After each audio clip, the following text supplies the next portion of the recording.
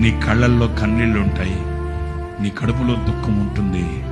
కాళ్ళు కట్టబడినట్లు, చేతులు పట్టబడినట్లు, ఇంట్లో అందరూ ఉన్నా ఎవరు లేనట్లుగా నిశీదిలో నిలిచిన అనుభవాలు 4 దినాలు నీకు కలుగుతాయి.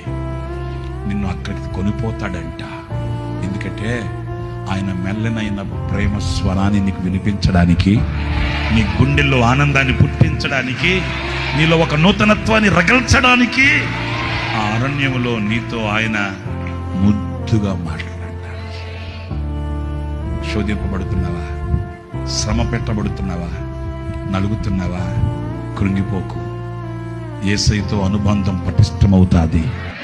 యేసయ్యతో నీ నడక ప్రారంభం అవుతాది. యేసయ్య స్వరాన్ని వినే చెవులుగా మార్చబడతాయి.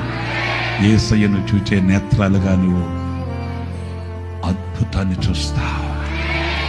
ఆయన కొనిపోతాడంట.